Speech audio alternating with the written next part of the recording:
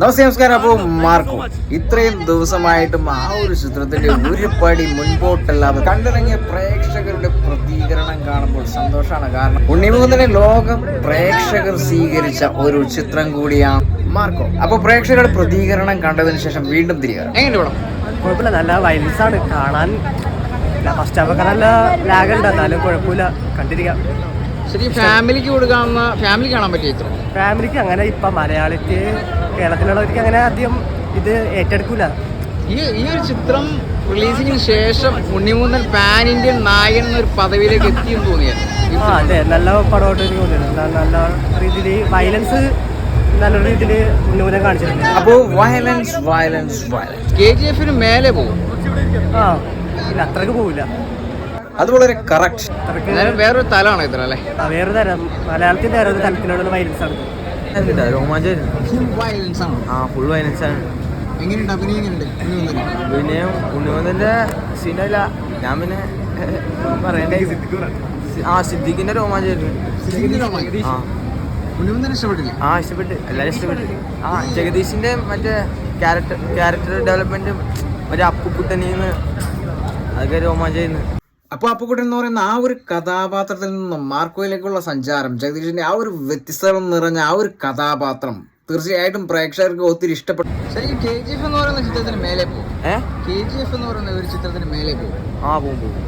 എന്റെ പൊന്നു മച്ചാൻ, അതിനോട് ഞാൻ യോജിക്കില്ല. കാരണം KGF മേലെ ഒരിക്കലും പോയിട്ടില്ല. ഈ ഒരു ചിത്രം വേറെ ലെവലാണ്. ആ ഒരു ചിത്രം അതൊക്കെ മേലെയാണെന്നുള്ള കാര്യം എല്ലാ പ്രേക്ഷകർക്കും, അത് വേറെ തലം. എന്തായാലും മലയാളത്തിലെ KGF എന്ന് പറയാം. അങ്ങനെ പറയാം. എനിക്ക് അടിപൊളിയായിരുന്നു. ജഗദീഷും സിദ്ദിഖിന്റെ ഡയലോഗൊക്കെ അടിപൊളിയായിരുന്നു. നമ്മുടെ മലയാള സിനിമയിൽ ഇതുവരെ കാണാത്ത വയലൻസാണ്, അടിപൊളിയാണ്. പക്ഷെ അത് ഫാമിലിക്ക് എല്ലാവർക്കും കാണാൻ പറ്റില്ല, എല്ലാവർക്കും ഇഷ്ടപ്പെടണമെന്നില്ല.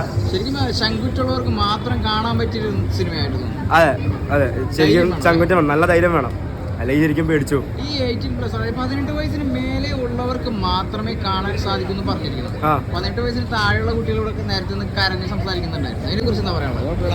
അതിപ്പോ നമ്മളിപ്പോ 18 വയസ്സ് മുകളിൽ ഇറങ്ങുന്ന എല്ലാ സിനിമയും പല പല തിയേറ്ററിൽ എല്ലാവരും കാണുന്നുണ്ട്. പക്ഷെ അത് സിനിമക്കാര് നമുക്ക് ഒരു കോഷൻ തരുന്നതാണ്.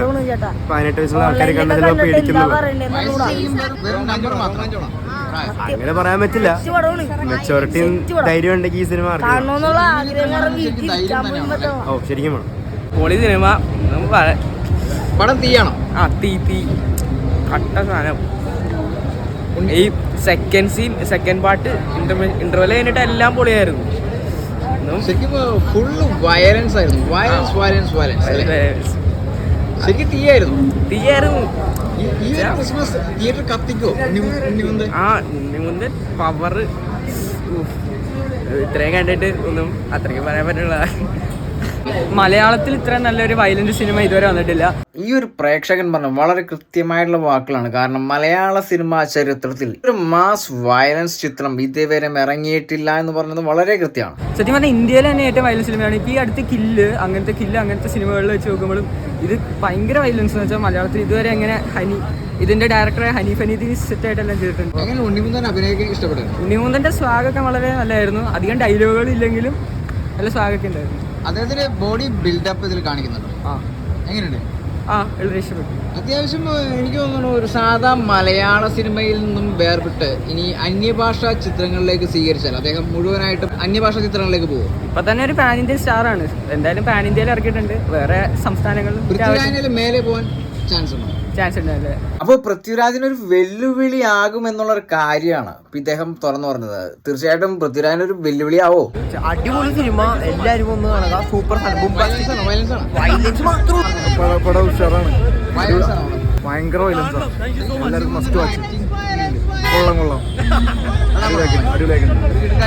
പിന്നെ ഈ ഒരു ചിത്രം കൊണ്ടൊരു ഒരൊറ്റ മറുപടിയാണ് ഈ ഡീഗ്രേഡ് അടിക്കുന്ന അമ്മമാർക്ക് ഒരു തരി പോലും അനക്കാൻ സാധിച്ചിട്ടില്ല. കാരണം സാധാരണ ഏതൊരു പാവപ്പെട്ടവൻ്റെ ഒരു ചിത്രവും തിയേറ്ററിൽ റിലീസായി കഴിഞ്ഞാൽ ആ ദിവസം മുതൽ പിന്നെ അങ്ങോട്ട് അങ്ങനെ ഡീഗ്രേഡിൻ്റെ ബഹളമായിരിക്കുള്ളൂ. ഇതെന്തോരം കഷ്ടപ്പെട്ടിട്ടും അത് സാധിക്കണില്ല എന്നുള്ള കാര്യം തീർച്ചയാണ്. കാരണം ഈ ഒരു ചിത്രം പ്രേക്ഷകരെല്ലാം 2 കൈ നീട്ടി സ്വീകരിച്ച ചിത്രമാണ്. അതുകൊണ്ട് തന്നെ ഇരിക്കണം ഡീഗ്രേഡ് അടിക്കുന്ന അമ്മമാർ ലോക്കായി പോയി.